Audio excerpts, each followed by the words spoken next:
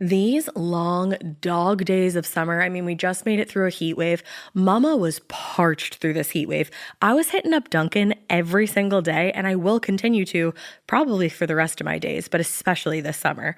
Dunkin' is helping everyone stay cool this summer with its lineup of refreshers.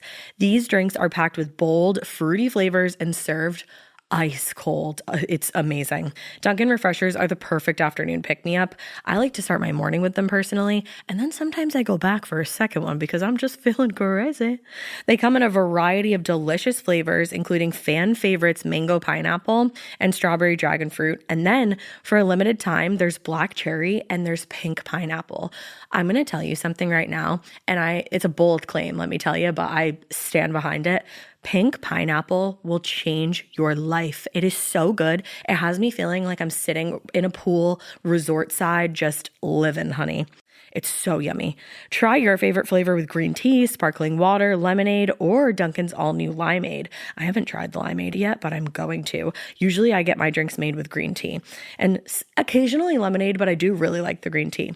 Or if you don't want to build your own, try one of Dunkin's curated refreshers like the Cherry Lime Ricky or the Ultimate Pink Daydream. The Cherry Lime Ricky, scrumptious. I could drink like 3 of these a day. They're so freaking yummy. Head to Dunkin' today and find your favorite refresher. Dunkin' refreshers contain less than 1% fruit juice. Limited time offer. You know what's really terrifying? That unfinished college degree lurking in the background, just sitting there waiting for you. That's where Southern New Hampshire University comes in. With flexible online degree programs, there's no commuting, no rigid schedule, and no more excuses. Plus, they have some of the lowest online tuition rates in the U.S. Visit snhu.edu/morbid to learn more before your degree becomes just another story about what could have been. Chilling crime cases are mysterious, but finding coverage shouldn't be. With the State Farm Personal Price Plan, you have options and can personalize your plan to help create an affordable price so you can get back to cracking all of life's bigger cases.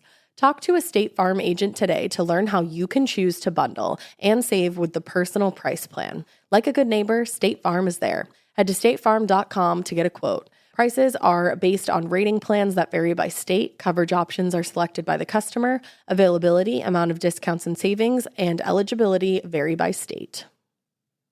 Hey, weirdos. It's Christmas. It's the holidays. It's whatever you celebrate. You festive fiends. I hope you're having an amazing holiday break, hopefully. You sound like the Countess today. Do I? Yeah, I'm sick. You sound like Ronnie and Ben's impersonation of Countess the Luann. Countess. I'm sick right now, but in the future where you are, I won't be. Yeah. And I will be enjoying some time with my family. The famdamily. For the holidays. Yeah. And I'm excited about that, and I hope you guys are too. Yeah. So we decided to revisit a tale that is horrifying, but has an amazing ending. It's incredible, the ending. Juliane Koepcke is literally a miracle. She's astounding. Truly. Like, talk about a miracle at Christmas. Juliane. A Christmas miracle. A Christmas miracle. Yeah, she's crazy. A harrowing tale. And it's definitely one worth listening to. So we wanted to give you guys this for another little rewind to one of our favorite episodes, our favorite cases to cover. Yeah, just give you a little something for the holidays. Yeah. You know, we needed a little bit of time off to spend with the family, but you can still enjoy an older episode. Exactly. And it's a story of like bravery and hope and perseverance and being a badass. Yeah, it's a perfect holiday tale. Wait, let's cap off the year with that and go into 2025. Like with the spirit of Juliane. I can't wait for 2025. Let's take 2025 like Juliane said, fuck you, jungle. Yeah. I'm getting out of here. Yeah. That's what we're going to do in 2025, everybody. So please enjoy Juliane Koepcke. She's fucking amazing, and so are you. Happy holidays. Merry holidays. Love your faces off. Boop. Beep. Hey, weirdos. I'm Elena. I'm Ash. And this is Morbid.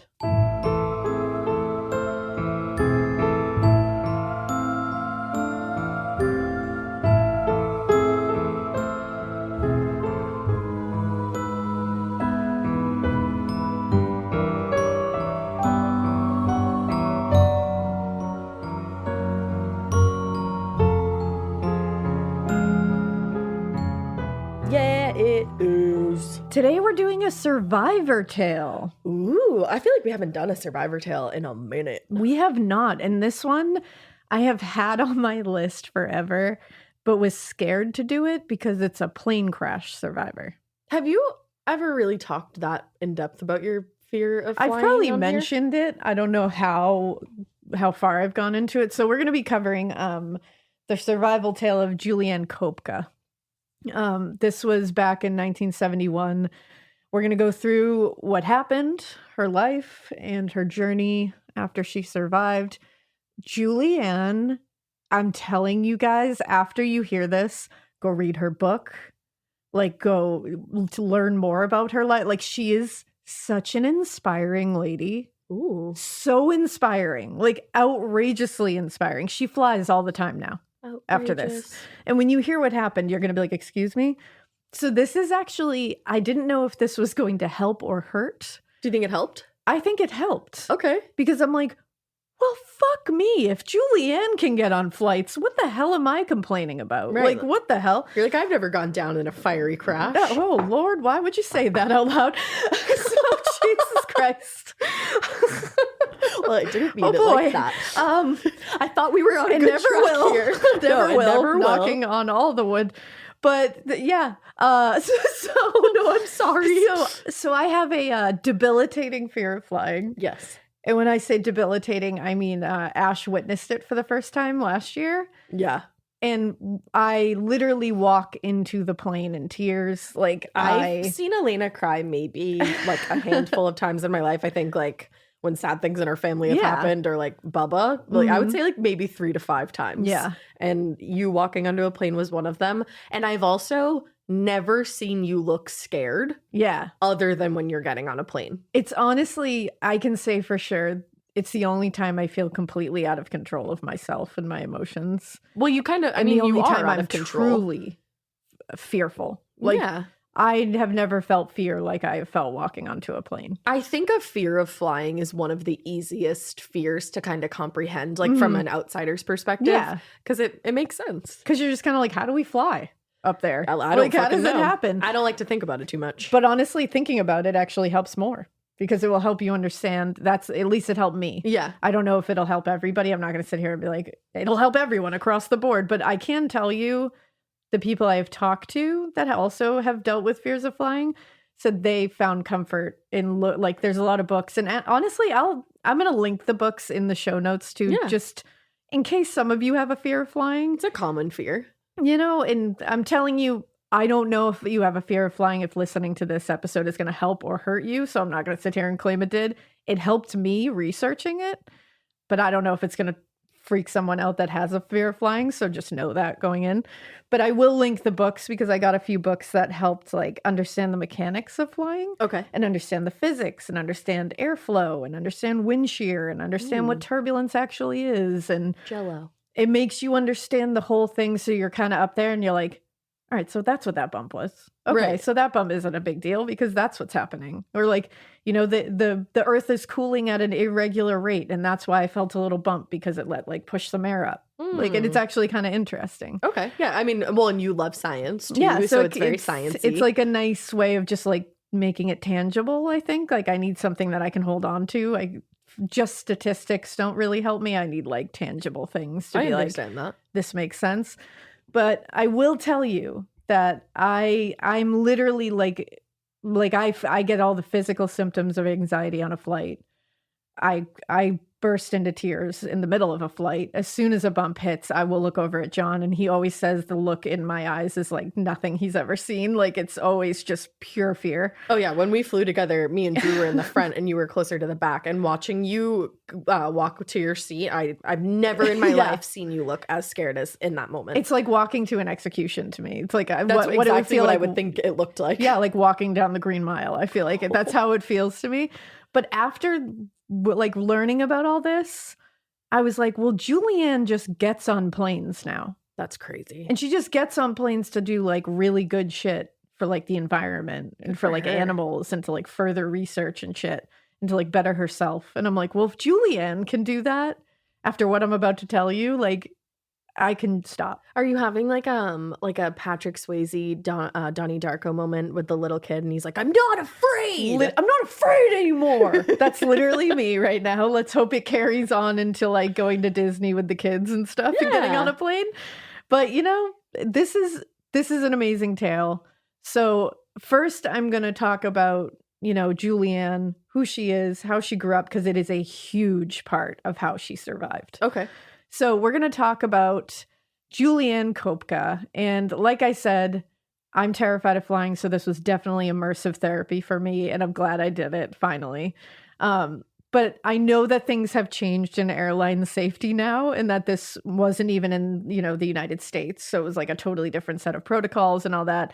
This was also in the 70s. Anything went. We're going to find out that this airline was not great. This quote unquote airline. Yeah, I honestly would say quote unquote airline. It's not around anymore. It ended right after this, actually. So don't worry about that. But this is a terrifying tale that does turn into like a tale of perseverance, of strength, of like inspiration. It's wild. Juliane's a badass. She's a real testament to what the human body, the mind, and honestly, like the human spirit can withstand and endure. So what happened was December 24th, 1971, 17-year-old Juliane Koepcke and her mother Maria were set to take a flight to Pucallpa from Lima, Peru. Pucallpa was about 450 miles away from where they were, and the flight would have only been about an hour. They had done it before, but the airline they were essentially forced to take this flight on had a long history of tragic and terrifying air disasters. And in fact, the plane that they took this flight on was the only plane that the airline had left because they had lost so many planes. Are you fucking kidding This me? was it. Yeah. Oh. So backing up, we're going to talk about Juliane first. Juliane Koepcke was born in October of 1954 in Lima, Peru. Her parents were Maria, who she took this flight with, and her father was Hans Wilhelm. Originally, he was from Germany. Hans and Maria had met each other while they were in a biology doctoral program in Kiel. Oh, how fucking rad. They were both brilliant. Clearly. Like brilliant. This is a brilliant family. They had focused and excelled in studying ornithology, and this is the study of birds, essentially. Oh, cool. They also were heavily focused purely on zoology. They were just very interested in animals, like flora, fauna of the Amazon. The research they did is like outrageous, and it's still going on today. Once they graduated, they were looking to live in an area where they could like really dig their heels in and have a diverse and exciting field to put their degrees to good use in. They found that Peru was just that place because there was a lot of unexplored areas of very highly diverse creatures there. So they moved together and they married there as well. And this was a massive thing at the time because during this time it was wildly taboo and completely unheard of, really, for a woman to even get a doctorate degree, especially in a scientific field of study. But then Maria took it to another level when she moved with Hans to a foreign country before they were even married. Level up. She was taboo.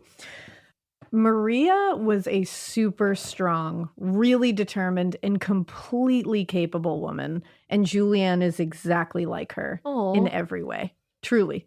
In fact, this is likely what allowed Juliane to survive when the odds were catastrophically stacked against her.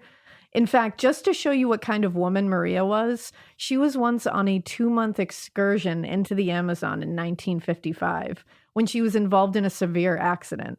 A truck hit a power line and it ended up hitting Maria. Oh, man. She lost her sense of smell and taste from this and suffered serious injuries, but her only concern was how she was missing work and wanted to get back to it. Oh, my God. Yeah.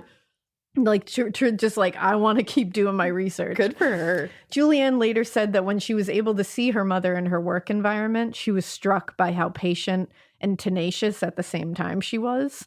And she said nothing would deter her mother from a goal. This served her really well because Maria published several books and pamphlets on zoology and ornithology and was one of the most renowned ornithologists in Peru. How incredible is that? And that's incredible anyways. Yeah. But the fact that women just like weren't really allowed to do this back then, Like or weren't credited. She just plowed through any boundaries that were like figurative or physical in front of her and was like, no, I'm doing this. She was like, I don't give a fuck. I'm going to do it. Yeah, she's a badass. Now, her father, Hans, was just like Maria. Like, they found their match in each other.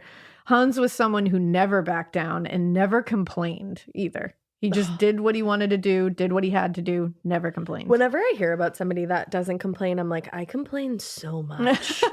And then I'm like, I should stop doing that. Like Hans. Yeah, I know. But he had a lot of adventure and a lot of hard work under his belt. And Juliane was always in awe of him, as well as her mother, she said. She was just always impressed by her parents. Those are like the two most incredible role models you could have. And it's like, that's all you want as a parent. Yeah. Is for your kid to be like, wow, I'm in awe of my parents. Totally. Like you know? And he actually wrote a book about zoology and aminals. Because I was about to the kids too much. I did, and I was about to say Amazon and animals at the same time, so I just reversed them. Animals in the Amazon rainforest, called The Basis for a Universally Valid Biological Theory. That. Do you know it? It's a massive tome of knowledge at over 1,600 pages and covers everything you could ever want to know about animal life in the rainforest. That's wild. Like wild. Wildly, he had survived his own perils in his lifetime as well. He had been offered a job in South America, and this being the 1940s when this happened, he had to make his own way there. So he hitchhiked and hiked on his own through the Alps to get there. The fuck? Then, when he was later in Italy for his studies, he was kidnapped and held in a prison camp in Naples. And he escaped. And my ass this morning is like, I don't want to get out of bed. Yeah. I was I'm like, tired. Like, they didn't do my coffee right at Starbucks. Yeah, fucking My whole day is ass. ruined. God Like, damn. this, honestly, this was a good It's a wake-up case call. to begin the new year with. Yeah. Because it gave me this, like, oh, shut the fuck up energy. And, Yeah. like, just do your job. So what she wrote in her book, which is I Fell from the Sky. Oh. Yeah. I'll link it in the show notes. When I Fell from the Sky. It's an amazing book. I'm proud of you for even saying those words. Yeah, it's an amazing book. I It can really only is. imagine. But my God, is it terrifying. She said, I often think of my father's long, arduous odyssey when I find myself in danger of becoming a little dispirited. Yeah. And she said, his story is an illustration for me that it pays not to let things get you down. Girl, I'm saying. Isn't this is a good, like, Happy New Year? Like, for real. Let's listen to Juliane. Juliane is writing my anthem. She's writing everything. So they had both built really impressive lives and careers around themselves through hard work and just discipline and perseverance and passion. They were thriving as a family. After their wedding in Lima, Peru, Maria found out that she was pregnant with her remarkable daughter, Juliane. I love this story so far, but I'm getting I sad know. because I know. They did have a wonderful life together, I will say that. Good. After Juliane was born in 1951, Hans's brother, Joachim, moved to Lima as well. And this was Hans's brother. Yep. Unfortunately, Joachim, he died shortly after moving due to spasms, I guess. Huh. But it was tragic, and still the cause of death is completely unknown. And after his death, Hans's mother and his sister traveled to Peru to be with the little family and to kind of just like welcome Juliane into the world. Yeah, and but it was kind of like hold a each sad other. moment. Yeah. Do you think spasms was like seizures? I and think they it probably was. just didn't realize it Yeah. yet? I imagine that it was probably like, epilepsy. Right. Now, Juliane's childhood seemed like it was pretty wonderful. Yeah, it sounds like it. She remembers being surrounded by animals and family, which sounds pretty great for a kid. Oh my God, it's like the fucking wild thornberries. It really is. It just hit me. There you go. She also learned compassion and hard work very early on from her very impressive and very hardworking parents. She would help her mother a lot nursing sick birds and taking care of young chicks that lived in their home. Oh my God. Because Maria would take in any sick bird and she love would nurse that. them back to health, always. Can you imagine how rewarding that would be? And seeing your mother, like, that is teaching true empathy and compassion. Compassion, yeah, for something absolutely. that like most people don't show compassion for. It's so true. And something that can't give anything back to you.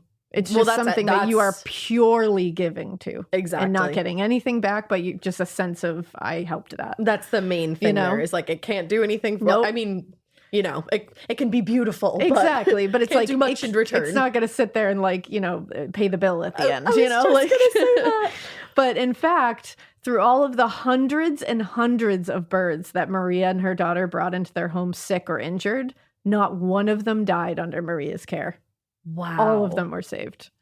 The importance of compassion and kindness were certainly a big deal in their home, but they also needed to make sure that Juliane knew the perils of living in the Amazon rainforest.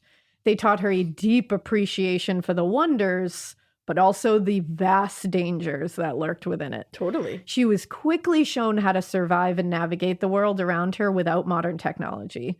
They wanted her to always be prepared to make something out of absolutely nothing. And it's so fortunate that they did that. I was going to say, it sounds like it would have Yeah. been a major key. Oh, the most. So they took her as young as 5 years old onto hikes with them through the Amazon, where they would camp out in very simple tents or sleeping open in sleeping bags. Wow. And taught her how to survive there. My goodness. And what to avoid, what would help her, what kind of things she could eat, what she shouldn't even touch, how animals act around humans when they're going to attack, how animals act when they are just curious, you know, all of that. But because of her parents' hard work and willingness to make themselves uncomfortable for their careers and betterment of their families' lives, they were doing pretty well financially. They had a maid, Alida, who Juliane became very close to. In fact, she is still close to her today. I love They that. still have a relationship. She had very fond memories of this time in her life, and she said the people that she was surrounded by, like the best kind It of sounds people. like it. When she was of age, Juliane attended the Alexander von Humboldt School. It's a German Peruvian private school in Lima. This school was pretty prestigious and was mainly catered towards international students from like pretty wealthy families. She had friends and again holds very good memories of this time in her life. She said she was a very normal kid, very happy, very healthy. Yeah. It had always been Hans and Maria's dream to take their research and conservation passions and skills to another level.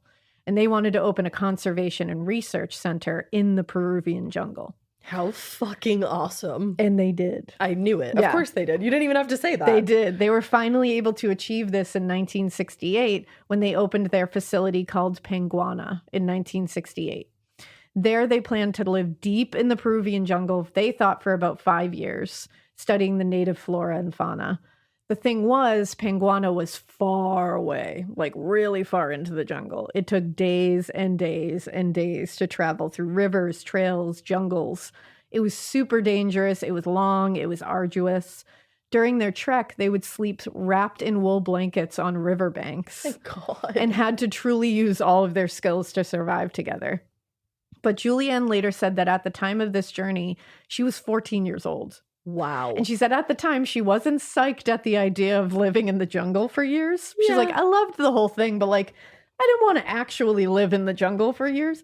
She said, quote, I was less than thrilled by the idea of living in the jungle. I imagined sitting all day in the gloom under tall trees whose dense canopy of leaves wouldn't let a single ray of sunlight in. But luckily, because of her closeness with her parents and her adventurous and a very adaptive spirit, she was able to really find that she loved living in the jungle with her parents. She leaned in. It wasn't easy, though. They had a house that was on stilts and had it had like half walls and just like a canopy over it. Wow. It had to be really high, like very high, to stay away from predators and flooding.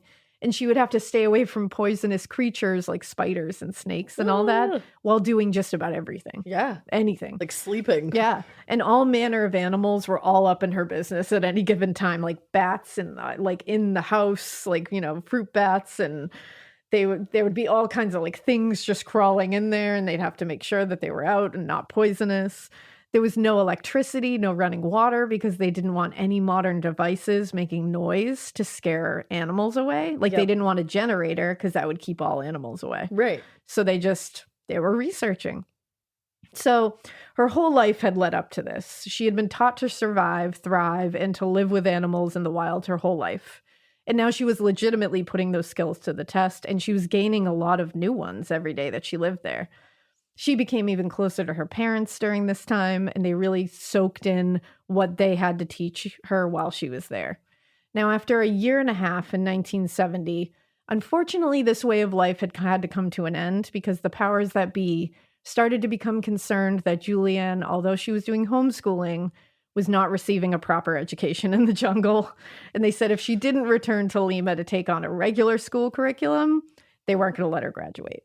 They all understood this. I was going to say, you have to. No one fought this. Everyone was like, we get it. Yeah, well, and they are two people that are like college Highly educated, so they know. Yeah. And they were like, you know what? She has great experience. Plenty. And we are glad we gave that to her. And now she's got to do this. But now she can finish. She can always come back. Exactly. Now, luckily, because she was surrounded her whole life by her family and people who loved her, she was able to stay with family friends in Lima and continue her schooling at the same school while her parents stayed at Penguana. Okay.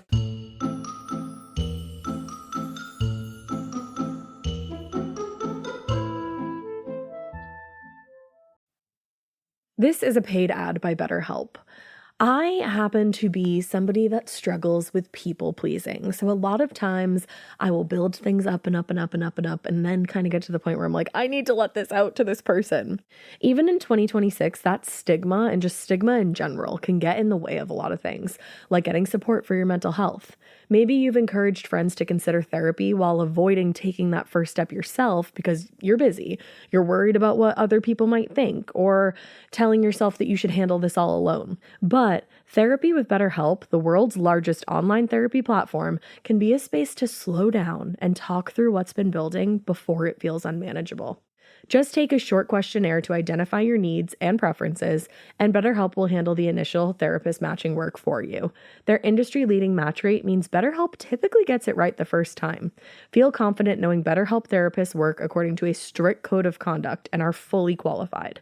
Don't let hesitation hold you back. Find support with BetterHelp. Sign up and get 10% off at betterhelp.com/morbid. That's BetterHelp, HELP.com/morbid. Every good detective needs a partner to support them on important cases. Think of a State Farm agent like your sidekick, there to help you along the way in your search for coverage. State Farm can help you choose the coverage you need, whether it's for your home, car, boat, or even RV. With so many options, it's nice knowing you have help finding what fits for you so you can get back to solving all of life's bigger cases. Go to statefarm.com or use the award-winning app to connect with a local agent and get a quote. Like a good neighbor, State Farm is there. Now, Juliane was always one to adapt in the jungle and in social situations. She was a survivor through and through, so she fell right back into the traditional home, school environment. Like nothing happened. Can you imagine one day and you're in the jungle and the next you're in a desk? Yeah, I've just been living in the jungle for a year and a half, and here I am. I'm at a desk, and nothing's changed. We got new kids all the time, but none like that. Yeah, imagine that fucking new kid showing up. Right? Well, not that she was new. She was. But then the same Juliane, school, it's whatever. Nothing's changed. How cool. She fell right back into the traditional school environment, right back in with her group of friends. Wow. She referred to this as, quote, a wonderful, lighthearted time, and one that helped her grow in a different way than her adventurous time in the jungle did. Yeah. So the following year, in December of 1971, Juliane had blasted through her curriculum and had earned the credits and all the grades to graduate. Hell and she yeah. would graduate on December 23rd, 1971. She was also looking forward to the Fiesta de Promoción, I believe it is, which is a party thrown by the school to celebrate graduation as well. That's awesome. Her mother, Maria, traveled to Lima that November to spend time with Juliane, and they had planned to fly back to Pucallpa after graduation. They would spend the holidays together, and then Maria would travel back to Penguana. Maria had actually intended to leave a few days earlier, but Juliane had wanted her, understandably, to stay for graduation, Yeah. so she stayed. Okay. She didn't leave earlier. So Maria initially tried to book them a flight on Fawcett Airlines, but unfortunately, with the holidays, there was no tickets. Mm-hmm. So the literal only option they had was Lansa Airlines, because they were the only other airline that actually flew to Pucallpa. This airline was bad. It had a very bad history of crashes and mishaps, and Hans, her father, was horrified that they were going to be flying on it. Well, you said they only had one plane left because all the others had been demolished. Oh yeah, this is the last plane. That's like that alone. I'd be like, Yeah, nope. no. Hans actually insisted they cancel and book with another airline, even if it meant staying another day. He was like, I don't want you coming on that. Yeah. But Maria wanted to get back home really bad, and she didn't want to wait. So Lansa had 20 years of terrible history behind it in 1971. Just to name a few, a 1948 Lansa flight from Colombia crashed 5 minutes after takeoff and killed everyone on board. Oh my God. Most of these crashes, by the way, if not all of them, are due to pilot error and lax maintenance on the plane. So they just weren't. They just didn't care. They were hiring anybody and not taking care of their planes. Less than 2 years after that, a Lansa flight crashed into the side of a volcano in southern Colombia. Oh my God. Yep. And 1 year after that, another crash occurred where 27 passengers and crew were all killed. In 1966, a Lansa Flight 101 carrying 49 people went missing in the Andes, and it was found that due to pilot error, it had crashed into a mountainside. Oh my God. In 1970, a Lansa Flight 502 from Cusco to Lima carrying 99 passengers, 50 high school students as well, dropped from the sky when an engine stopped working because it caught on fucking fire. Oh my God. Lax engine maintenance and pilot error were this issue. Double time. So it was checkered. God. It was The other checkered. thing is, it's like, how are you flying into the side of a volcano in a mountain? You're not supposed to be that low. No, Well, like, and that's you the were problem. supposed to be way up. It's pilot error. These The are all, fuck? nothing is being maintained, was being maintained on this I'm airline. like, were they pilots even? That's what I'm saying. So this was definitely checkered. It was bad. It was tragic. Nightmare airline. In fact, people would say about Lansa lands on its belly. But sometimes these things seem less dire when you really want to get home. Mm-hmm. And sometimes you don't take it all into consideration. It's like one of those things. Or when you're 19 and you book a little bit of a wild flight to Texas and you're just like, oh, the $120 flight, I'll take it. Yeah, you did that. So That's what I'm still astounded by that. I did there and back. I'm astounded by that. That was a cheap ass flight. Whew. So Maria actually said to Hans, not every plane's going to crash, and booked the tickets for December 24th. Oh. So Christmas Eve, Juliane and her mother arrived to chaos at the airport. Because of the booked airlines, everyone was vying for the remaining Lansa's flight. And since Lansa had crashed so many planes, like I said, they only had the one. There was one plane left in this entire airline. But this one plane, Juliane said she looked out and she was like, I don't know, it looked brand new to me. All And right. she's like, it looked fine. Like, it didn't look like it was beat up. It's not like Yeah. I looked over there and there's like a propeller hanging from it. Like, it's just like, Wasn't all crusty and dusty. it looked like a plane. So she said she believed it looked completely fine, completely frightful. Like, to this day, she's like, it's not. If I had looked out there and it looked janky, I wouldn't have probably gotten would have on. questioned a little bit. But she was like, you look at a plane that looks brand new. You don't know. No, What the hell are you supposed to Yeah, know? exactly. Now, Lansa Flight 508, model L188A, was actually a plane that was designed specifically for flying in desert conditions.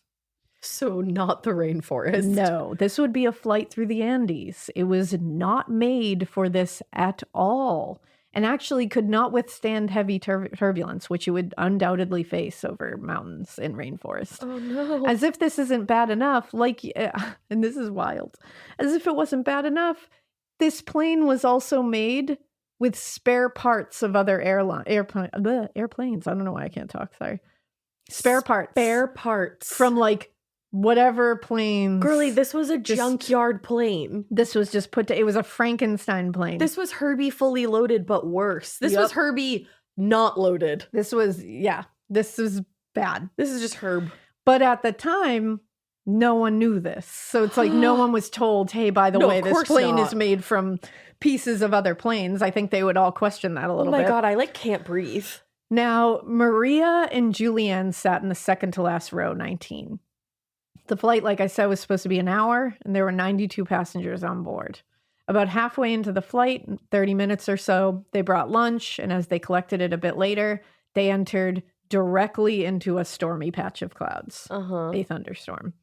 Juliane, now, I know now, after doing a lot of research, that like pilots don't want to fly through storms, and they don't. They will divert the airplane around the storm, even if it means adding some extra time to your flight. Of course.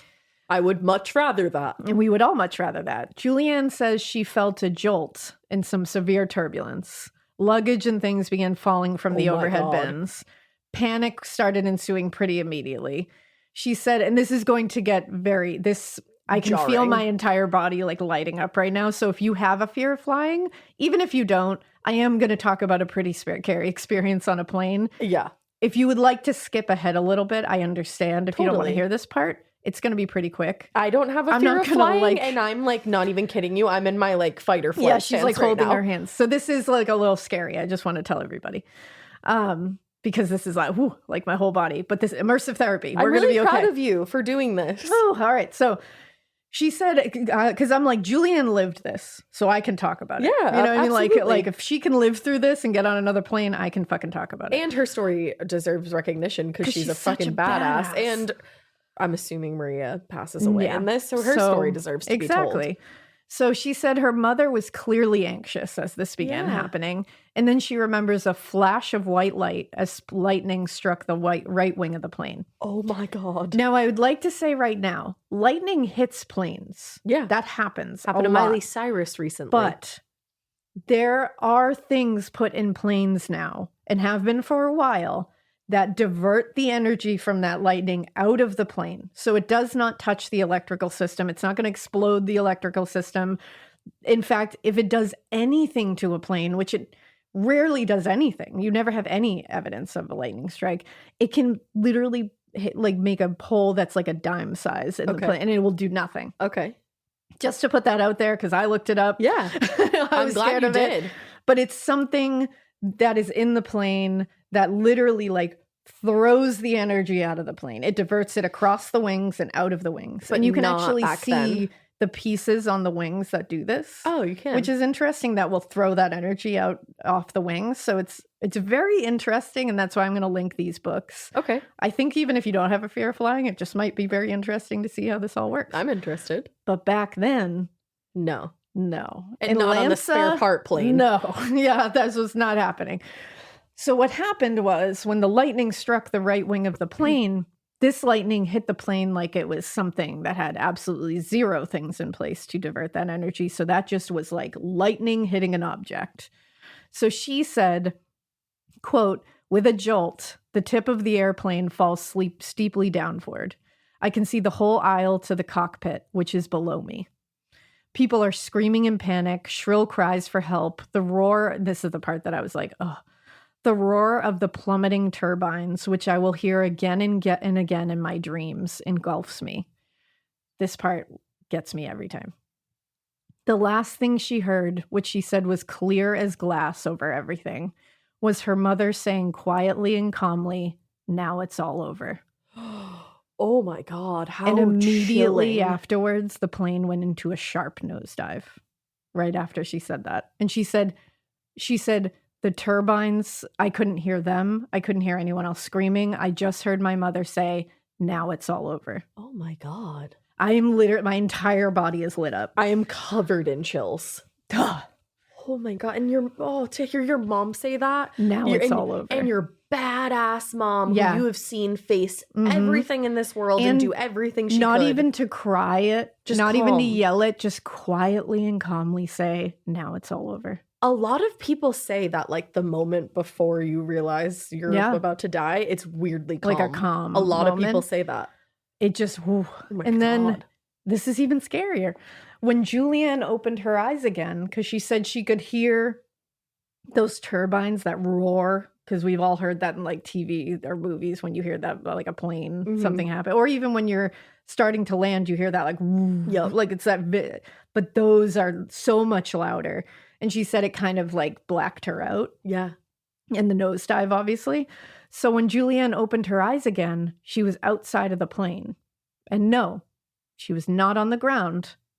She was 10,000 feet in the fucking air and still strapped to her seat with the row of seats still attached to her seat. Just free falling.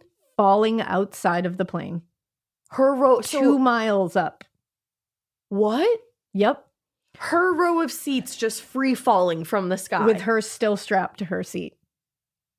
What? It was Werner Herzog who later said about this, and we'll talk about Herzog after this too. He said it pretty perfectly. He said she did not leave the airplane left her. Yeah. And as chilling as that statement is, it's also very correct. The plane had been essentially blown apart by the lightning, and her row of seats with her still strapped to it was spiraling to the earth. And Juliane was just going in and out of consciousness. So was her mother like thrown from? Yeah, her mother was not in the seat row next seats to her. anymore. Oh my God. And if you think about those little like pea pod things that like are little helicopters, you make the little helicopters out of. They're like that little boomerang shape. Yep. How if you do that, like you flip it and it kind of spirals down to the ground. If you can think of that, That's what her seat was doing. that's essentially what her seat was doing. Oh my God. Now, interesting, like a quick little interesting note about Werner Herzog, because I just mentioned him. He was supposed to be on Lansa Flight 508 Oh shit.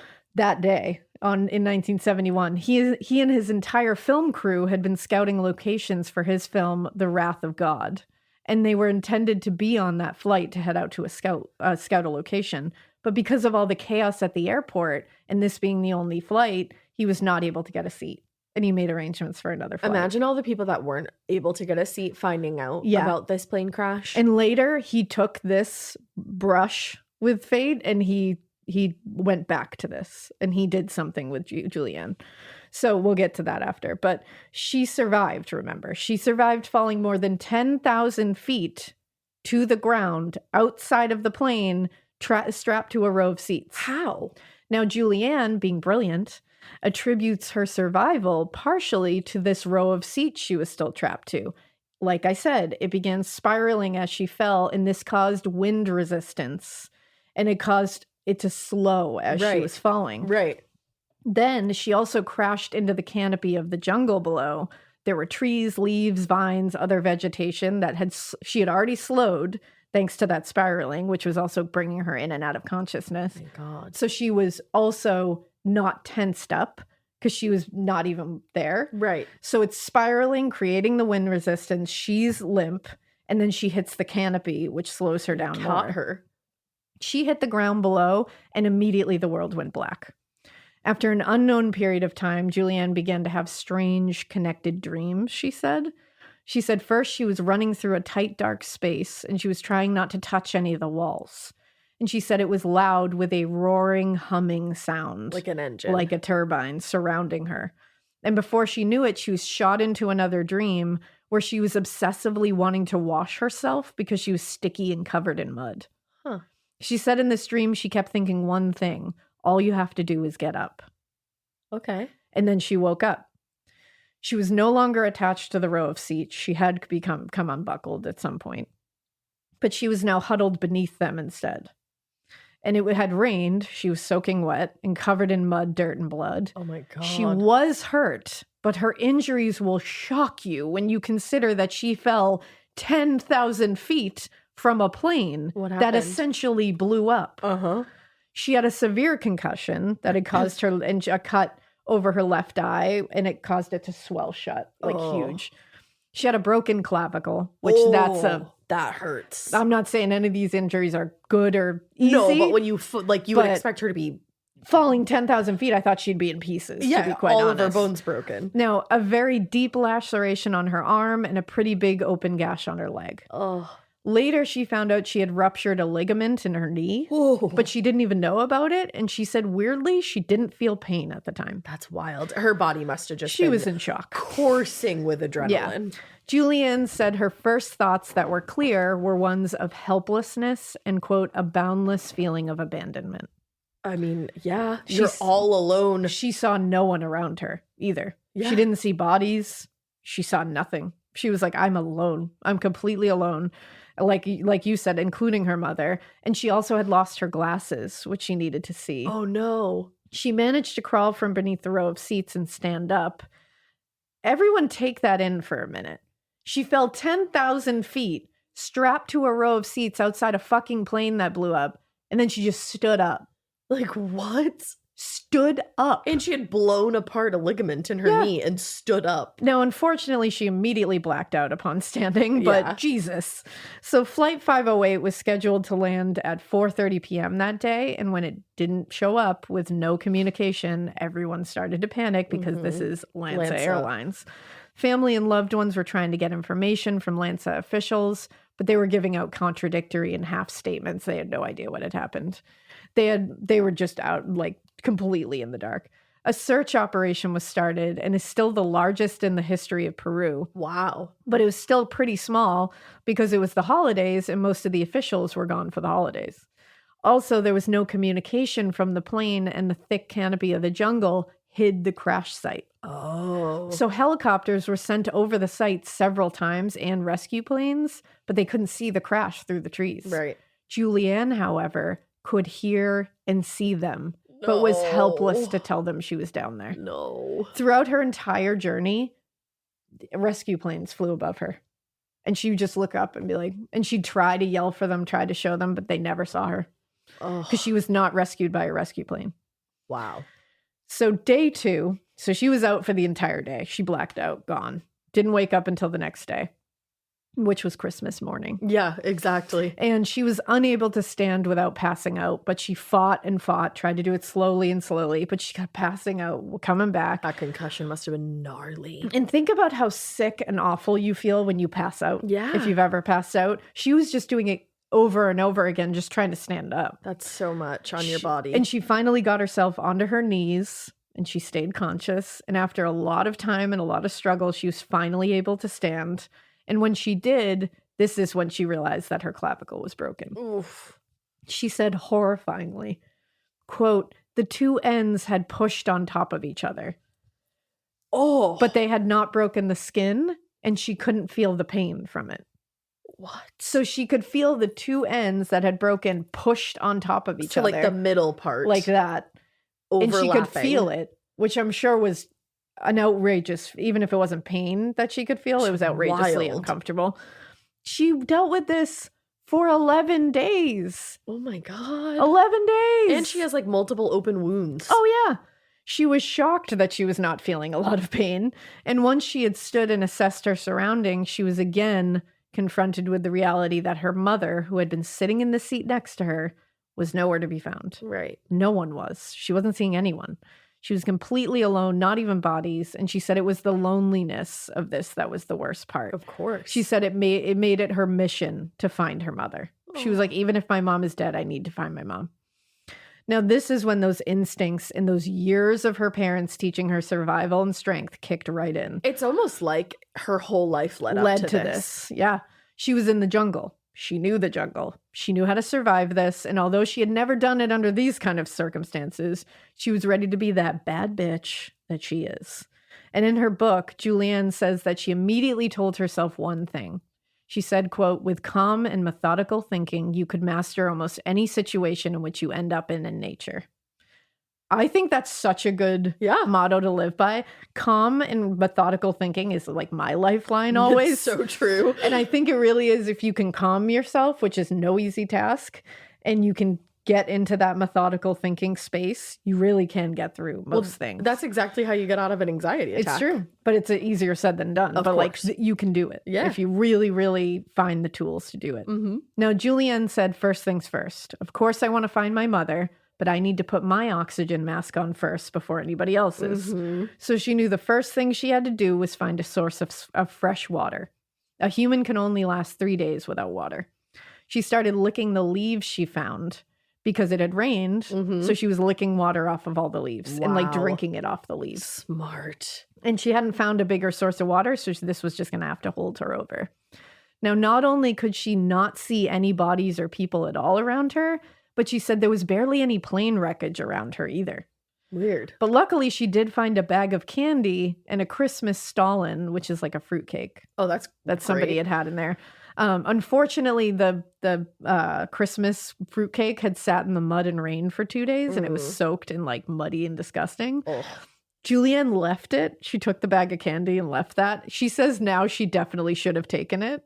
Okay. But at the time she was like, fuck that, that's gross.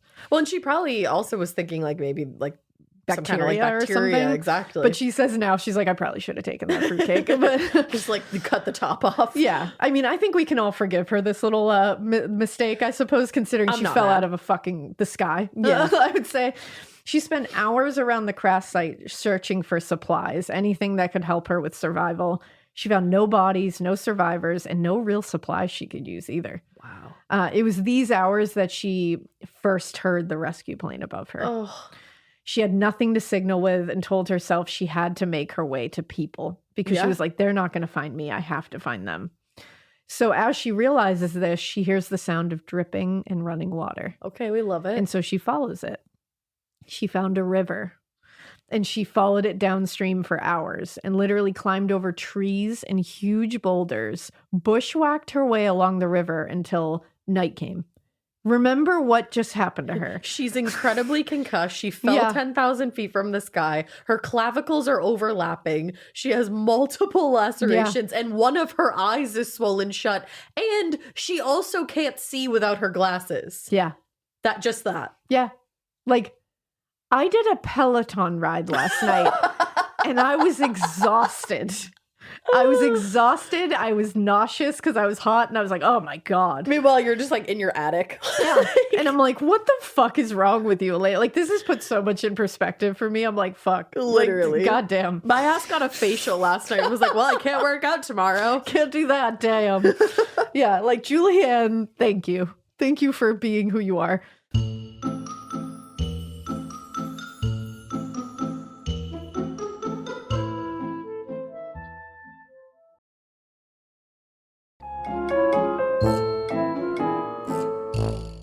So night came, she was clearly exhausted, and she found a place next to the stream where she just fell asleep. At this time, news of the crash had reached Hans Koepcke, who was, at this time, he thought his wife and his daughter had heeded his warning about flying Lansa and weren't on the plane. Oh. So his hopes were crushed the following day when he caught a news report that had listed all the passengers, and Maria and Juliane Koepcke were on there. I can't imagine. And knowing that feeling. Knowing that he didn't even want them on that flight. Oh, and to have some sense of calm, like, no, they weren't on that flight. They weren't on that flight. They weren't on that flight. I told them not to get on it. And then, like, Juliane knowing that her father didn't want them on that flight, not knowing what happened to her mother, knowing that her mother... Getting scared is one thing. Getting a thrill is, well, you want more of those in your life. The Genesis GV70 is built to thrill, baby. A thrilling yet elegant design always makes driving the GV70 an exciting adventure. Its powerful athletic stance screams performance and turns heads. Everybody's looking at you, girl. Or boy, or whoever. Command the road and experience a class-leading standard 300 horsepower. Oh my God. Plus, discover the different dynamic drive modes for all different terrains. Choose between the different terrain modes for whatever road conditions you may encounter. The Genesis GV70's award-winning technology and performance lets you drive with comfort and drive with confidence all at the same time. It's an exciting SUV with intuitive tech that can make your ride smooth even when the road isn't. And its blind spot cameras allow you to see what's next to you. It's like having eyes on the side of your head. That's pretty iconic. Its performance, by the way, is measured not only in power, but in how it makes you feel confident, sexy. The Genesis GV70. Learn more at genesis.com and feel the GV70. This part of the show is brought to you by Anua, the Korean skincare brand known for scientific, gentle, yet effective formulations. The latest from Anua is the Retinol Collagen Gua Sha Cream, a firming cream with a gua sha-shaped tip built right in. Have you guys heard of gua sha? It's that viral massage tool that moves fluid and tension out of your face. Less puffiness, a snatched jawline, honey, more definition in your face. Retinol firms and reduces fine lines, and collagen keeps your skin plump and structured. This cream has both of those things, arguably the most optimal combo for that snatched, lifted look all in one step. I am obsessed with the Gua Sha cream. First of all, it feels so cool to the touch. When you put that on your face, it's just like, this is lovely. It's like a little spa treatment that you can give yourself. I like to do mine at night after I get out of the shower. I rub the cream on my face with the little gua sha. I'm sculpting that jawline, honey. I got it on the cheekbones. And actually, I had a facial the other day, and the lady doing my facial, the professional, she said, "Do you use a gua sha at home?" And I said, "I do." And I said, "How did you know that?" And she said, "I didn't have those little like bumps in my chin or like different areas like that." So she could tell that I was using the gua sha. And I said, "Oh my God." I just feel like I wake up less puffy in the morning when I do it the night before. But you can do it whenever you want to. I, 10 out of 10, recommend this product. The Anua Gua Sha Cream Value Set is available at anua.com, already discounted. Use code MORBID for an extra 10% off. That's ANUA.com, code MORBID. Just wanted to get home For to Hans. Christmas. Like, just wanted to get to him quicker. Yeah. Him knowing that she just wanted it. Like, it's a whole... It's horrible. So day 3, on the third day, December 26th, she woke up and continued following the stream. It was winding and not straight, which made it more difficult and long to follow. And the obstacles were still there, but she took them all like the badass she is. She recalled seeing a Goliath bird-eater spider on her way. I looked it up so you don't have to. It's a giant tarantula that eats birds. I don't have words. And she said that alone would have killed her. Like, What did if she do? if How'd that she thing get had away come from close to her, like, that would have been it for her. It would've eaten And her? honestly, me just looking at it would have killed me. What'd you say it was? A Goliath bird-eating spider. Goliath spider should not be in the scene. It would have been cardiac arrest for me. It's giving sinister, babe. I don't know if you guys follow. Babe. Guys, you need to follow. I don't know the TikTok name now. Shit. Hang on, I'll pause. There's a TikTok that you guys absolutely need to follow. Yeah. Okay, you tell them the TikTok name, and then I've got a hot goss to throw on you. So there's a TikTok account That's given sinister vibe. I don't even know how to describe it, but it makes me laugh and gives me joy Just go follow every the account. single time that I watch any video. And it is at Sinister Pond Babe. Okay. I'm going to link it in the show notes because I hope she gets 1 billion followers, because I think she just reached like 100K followers. And I'm like, let's get her. Get her to 1 million. Let's bring her to the billions, because a million. it's the way she tells stories, and she has the best accent. And she says babe after everything, and she'll say it's giving sinister babe. And I've been saying it in my real life. Can confirm. All the time. It's giving sinister. It's dark-sided. It's dark-sided. She is so fucking funny. Please follow her. Please follow her, babe. I want Babe's page to just blow the fuck up. To pop off. I want to make it pop off because she's so fucking funny. And this is truly the Goliath bird-eating spider is sinister babe. So sinister, babe, that it's inch-long fangs, babe. Act like hypodermic needles, babe. Yeah. Yeah. Inch-long fangs. Yeah. It is giving dark-sided. And she had to see this sinister spider. Oh my God. She had to see this thing along the way and just avoid it. No. Just hope to avoid it. I feel like they're crawling all over me, babe. Yep. But besides that sinister moment, babe, she also had to climb over boulders, fallen trees. She had to dodge other animals, other insects. She faced it all with a concussion, a swollen eye, and a broken clavicle. I'm not well, Throughout bitch. the entire journey, she heard the continuous sound of planes above her, searching for missing flight 508. To be that close to rescue and to full well know, like, Yeah. I'm so close, but it's not It's gonna right happen. there. Like, I have no way to let Yep. them know. Right there. And you just keep hearing it and you're like, yep. And then you're probably like, they're going to give up. It's awful. When are they going to give up? Right, When am I going to exactly. stop hearing that? How hopeless. And when I stop hearing that, that's the true, like, no one's coming. Yup. Like, now the Amazon had jaguars, cougars, and at least 17 different species of supremely venomous snakes. Yeah. Finally, after hours and hours and hours and hours, the stream opened up into a big river, and into it, Juliane waded because she thought, okay, I'm going to just float down this river. I'm going to let the current take me. I'm going to hope to make it There's somewhere. water snakes, aren't there? Remember, the Amazon is a constant barrage of threats to humans. In the water, there were several different types of caimans, What is that? which are like tiny looking little alligator things. They're Oh, very fuck. dangerous. I say tiny, but they get big. I'm a see. They're scary. There's anacondas. My anaconda don't. No. And stingrays, piranhas, bull sharks sometimes. Yeah. But remember, bull sharks are among the most dangerous. oh yeah, and there's some in this fucking river. Yeah. Piranhas just make me think of Wednesday. Yeah, there you go. So, but remember, Juliane is a bad bitch. Always remember that. Never forget it. And she has also been prepared for this shit her whole life. She would lead. Yeah, right? I'm sorry to interrupt, but you said tiny. And I know. I don't know. Because sometimes I'm thinking of baby ones are tiny and cute, but like big ones are scary. they are thickums McGee. They're huge. And they will Eat you in Yeah. one little they're bite. They're like alligators or crocodiles. Like, you know what I mean? Like that kind of. It's an alligatoroid. Alligatoroid. There you go. That's terrifying. But what she would do is she would lead with one foot. And she said she found her sandal, like one sandal. Oh, And so she would lead with the sandaled foot okay. and feel things out in the water. Smart. And then she used a large walking stick to touch in front of her before moving forward. So she didn't step on anything. Exactly. The entire time she was walking, she was just slowly eating the candies out of the bag just to keep her going. Just to picture her, like, I'm just picturing her with like a big old bag of Skittles. Yeah, just sitting there eating them, just floating down the Amazon River. poking out for piranhas, bull just sharks, after falling alligators. 10,000 feet out of the sky. The fuck? Now, hours of walking through the water was when she finally saw a piece of the plane wreckage. Okay. It was in the middle of the river. She saw a large turbine. That, no, it's that fear of big things that are not supposed to be. I'm doing the nah, the nah motion right now. Like, Like, cut not it for out. me. Like, cut it out. Yeah.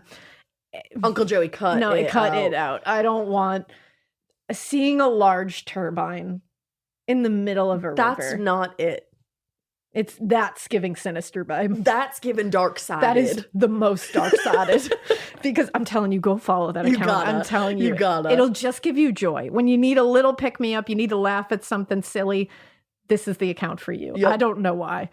But it is. Just You're sometimes great. things just speak to your soul. If you're listening, the person who owns that account, you're fucking great. You're And you've sinister, given me- babe. You are sinister, babe. You're giving me a lot of joy. So she said, Marie Kondo's what first choice. Juliane said was she just stared at this turbine. She said she stared at it and she was just amazed at what she was looking at. But mostly she said, which I'm like, this is Juliane. She was like, but then I got happy because it meant that I was likely going in the right direction to find more pieces of the plane and possibly more people. Yeah.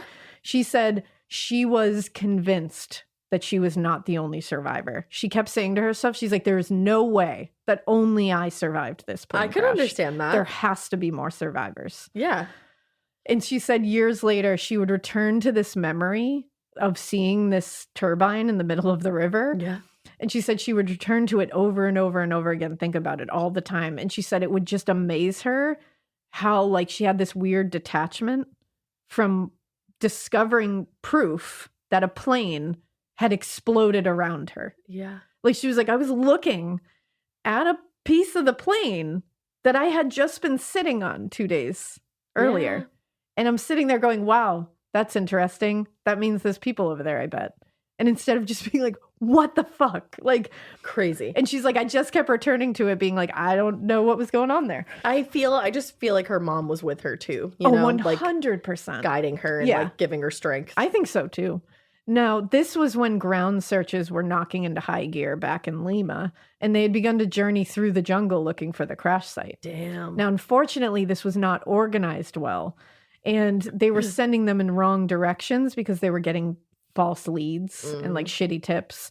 Because of all the false leads being sent in, the government actually had to impose a blackout on news reports because shit. people are shit. Correct. Everywhere, always. And this was to stop the false shit from spreading, but also it kept the families in the dark. They didn't know Yeah. what was going on.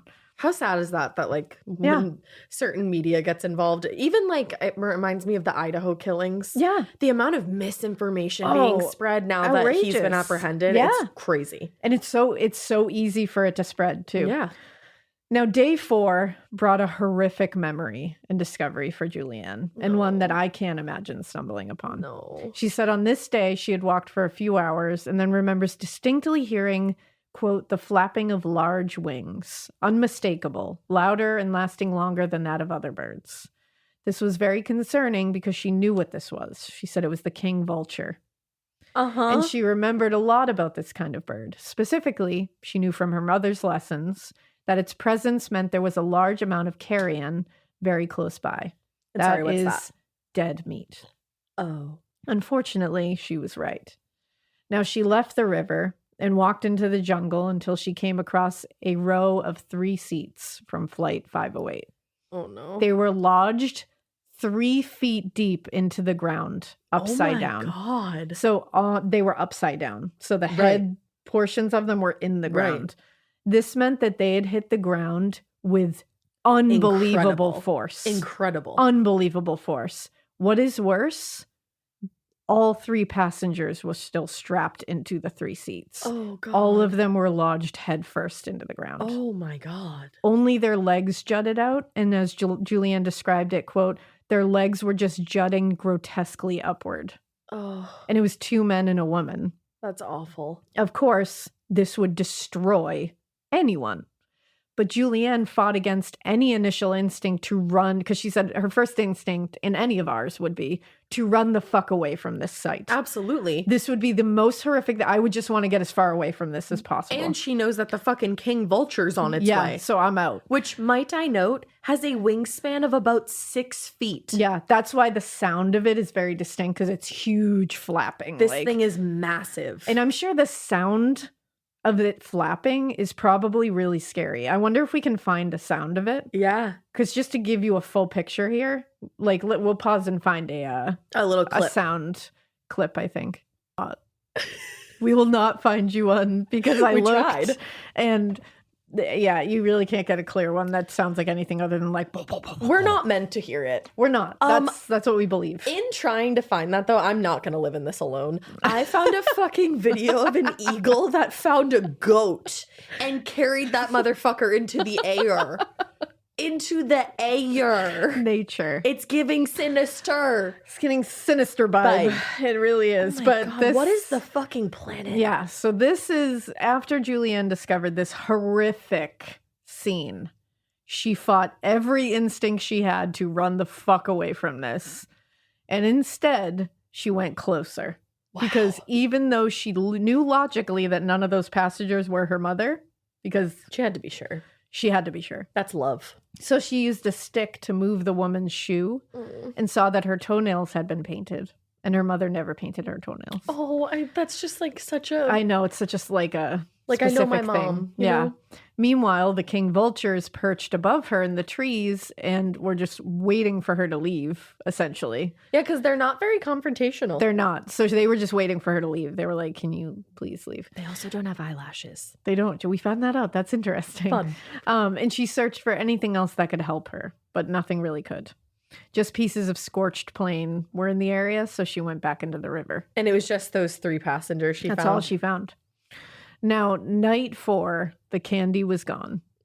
No food in the immediate area, and that this crash had happened in the rainy season when fruit was not plentiful in the trees, like it would have been in dry season. Right. She didn't have tools to open any of the fruit anyways, and she didn't have any way of getting up into the high trees to get the fruit. So she drinks from the salty river and like dirty river water just to keep herself somewhat hydrated and distract herself from the hunger. Right. So as she fell into hunger and exhaustion, she came across a barrier of driftwood and tangled reeds that would be impossible to climb in the river. This made her have to leave the river again, which was dangerous and difficult. And she had to get through the dense, unbeaten jungle for hours before finally being able to get around that and back to the river. When she does, this is the first time that she sees that the canopy above her head has opened. Like there's an opening of the trees.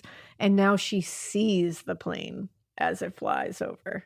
Oh. She can hear it. And now she's seeing it. And she's like, they might be able to see me.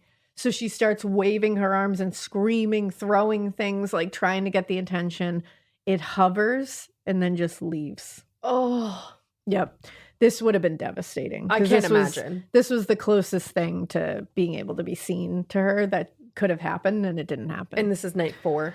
Yeah, this is night 4. I believe it is. No, this is this was night 4. We're into days like 5 and 6 at this one. Like we're kind of like all bleeding into each other. But this is devastating. And Juliane says it was this when she finally took stock of her situation and finally started to think about not only what had happened, but also how vast and massive the jungle around her really was. And she said this made her start losing hope, so she didn't let it consume her. Because she said if she had really fallen into thinking about what was actually around her and what wasn't around her, you'd lose yourself. She wouldn't be able to go forward. Now, to give you context for what was around her, jaguars. The Amazon rainforest covers more than 2.5 million square miles of land. Wow. 59%, or a little under 1.5 million square miles, is in Peru. And in 1.5 million square miles of rainforest land, there are really estimated to live just a little over 1,000 people. Wow. Yeah. In 1.5 million square miles of land. That's crazy. Which meant the odds of her running into a person for help was essentially slim to none. Yeah, like more than that. Or less than that, yeah. I mean. But she didn't let this take her down. A lot of people would have given up. They would have let the insurmountable depression of this reality just make them lay down. Absolutely. And hope to be found. Yeah. Or just surrender. But it's Juliane we're talking about. So she kept going down the river. She knew if she let the current push her down the river, she was conserving her strength as well as keeping herself safer on land too. Because if she's in the river, the things on land can't get to her. And she felt like she could at least contend with the river shit. Yeah. Now, also, days in the Amazon were about 85 to 95 degrees. Oh my God. And humid too. And nights could get colder. And remember, she was wearing, I think the only thing she was wearing at this point was like a cotton short dress. Like, and she's wet now too. And she's wet. And during the day, she was being beaten down by the sun and then soaked. And at night, she was just freezing. Oh my God. She was also being assaulted by mosquitoes, every other insect. It was hell. And at night, they would just buzz around her. In the day, they would buzz around her constantly. I didn't even think about mosquitoes. And it's like those kind of bugs buzzing all the time would drive you fucking insane. Like, I would lose it. So Juliane's concussion by like day 7, so we're a week into this. My God. Juliane's concussion had actually kind of afforded her a big, like a bit of reprieve in a way in the beginning days of her survival. She was in kind of a brain fog of sorts. Right. So she could really only think and focus on survival what was in those in front days. of her. But by the 7th day, she was really only thinking about her mother and the reality of her situation finally. And sometimes the thoughts were typical. You know, she's a teenager. So she would sit there and she would think about, you know, what she wished she would be doing right now. Yeah. What her friends were doing, who she missed. Like, you know, I wish I could eat my favorite junk food kind of thing. And then she would get like super existential as well. Like thinking about like, what's the meaning of all this? Like am why I is this supposed to be happening? here? Why did this happen? Like, why me? You know, like all that. And although she doesn't really understand why or how, she knew in that moment, and she knows now, that her survival meant something. She just didn't know what. Of course it did. But she was like, there's no way this was an accident. There's no way this is coincidence. I'm meant to do this. I'm meant to be here, and I'm not meant to die alone in the fucking rainforest with no one knowing what I've done. I just fell 10,000 feet from the air and I've survived 7 days. I'm not supposed to die right now. Like I'm getting out of this. Yeah. The river is not taking me down. Nothing's taking me down. So she resolves that she's like, I'm going to get to safety. I'm going to lead a life of meaning, and I'm going to contribute to the world when I get out of here. Wow. Like she sat there at 17 years old in the fucking rainforest in the middle of a river a week after falling 10,000 feet from the sky and said, I'm going to make a difference in the world. To have that wherewithal. At 17 outrageous. alone, but then you add all of those circumstances. Now, at this point, her resolve had not dissipated. She was still sure there had to be another survivor of this flight. There was no conceivable way in her mind that she was the sole survivor. So she was just always looking out for people. And by this time, a week after the crash, she noted that the cuts on her arms and legs were starting to look pretty bad. And now they were starting to hurt. The laceration on her calf had become very irritated and very swollen. Oh, no. She's in the dirty river water, too. It's not helping. And the laceration on her arm was feeling very painful and very hot, but was in a place that was difficult for her to see. Okay. It was like behind her arm. So unless she strained her neck to look at it, she really couldn't see a lot of it. But when she did finally see it, she saw that maggots had actually begun to burrow into the wound. Oh my God. Yep. Flies had laid eggs in the wound, probably while she was sleeping. Oh my God. She knew that this meant She knew that it meant that if she allowed them to continue burrowing into the wound, They would it was eat her arm off. really going to get bad and possibly need to be amputated. So she tried to pull them out herself. Oh my God. Using a piece of bent plain metal that she molded into tweezers. Oh. But she couldn't get them and just had to give up and keep going down the river with maggots in her arm. I don't even. Yep. She just was going down the river with live maggots eating the wound on her arm that she got when she fell 10,000 feet out of the sky. I'm not well, bitch. I am not well, bitch. This is coupled with another scary turn of events. Like we've stated many times before, Juliane was very experienced, so very knowledgeable about the jungle and survival. And she knew that most of the animals in this jungle would probably be terrified of her and pretty much keep their distance. They would run from her normally, but she now sees that they were making themselves known and seemingly watching her, following her, acting curious of her. I'm just so fucking stressed. What this told her was that they had probably rarely, possibly never seen a human before. Oh my God. Their lack of fear was evidence of that. This was a crushing blow to her spirit because she now knew that she was completely isolated from anyone else. Right. These animals had not seen a human before. Oh my God. She was the first one to roll through here. Oh my God. So days 8 and 9, it was now that the sun started to unleash the full assault on her body. Oh, and It was- her like infected wounds. Oh, yeah. It was 8 days in, and she woke up in searing pain on her back and shoulders and realized that she had about a 2nd-degree sunburn on her back and shoulders that had actually broken open and was now bleeding. What the fuck? Yep. Unfortunately, she can't do literally anything about this and just No. has to keep going in this unbelievable pain while bleeding. Not from like a- not like she has any fucking Yeah. copper tone on her. Nope. This day is when she began to hallucinate as well. Her mind started to play a lot of cruel tricks on her. She keeps being sure that she's seeing houses in the distance, no. but it's just a sea of trees. Why does your mind do that? It's just, I don't know if it's, I think it's partially like a Preservation? survival thing, a preservation thing. It's trying to Keep get you going, in a keep cave. going. Yeah, trying to get you to keep going. She also has auditory hallucinations, thinking she hears chickens, which would mean that humans were nearby, but it's just jungle birds that she hears. This may have broken someone else's spirit, hearing and seeing things only to realize that they were not real. But Juliane said it made her strive even harder to survive because she was now determined to really see and really hear those things. Okay.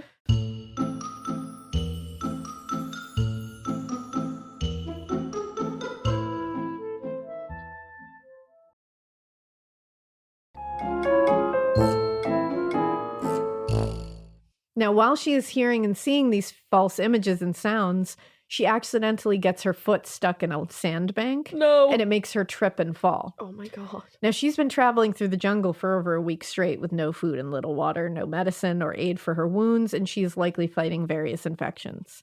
When she hits the ground, all she wants to do is sleep. She was like, I hit that ground, and I was like, I can't get up. Like, this is it.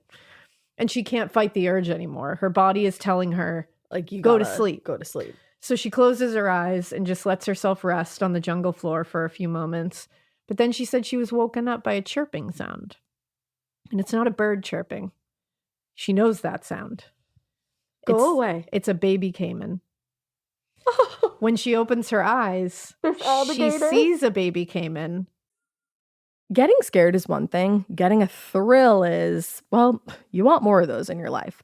The Genesis GV70 is built to thrill, baby. A thrilling yet elegant design always makes driving the GV70 an exciting adventure. Its powerful athletic stance screams performance and turns heads. Everybody's looking at you, girl, or boy, or whoever. Command the road and experience a class-leading standard 300 horsepower. Oh my God. Plus, discover the different dynamic drive modes for all different terrains. Choose between the different terrain modes for whatever road conditions you may encounter. The Genesis GV70's award-winning technology and performance lets you drive with comfort and drive with confidence all at the same time. It's an exciting SUV with intuitive tech that can make your ride smooth even when the road isn't. And its blind spot cameras allow you to see what's next to you. It's like having eyes on the side of your head. That's pretty iconic. Its performance, by the way, is measured not only in power, but in how it makes you feel confident, sexy. the Genesis GV70. Learn more at genesis.com and feel the GV70.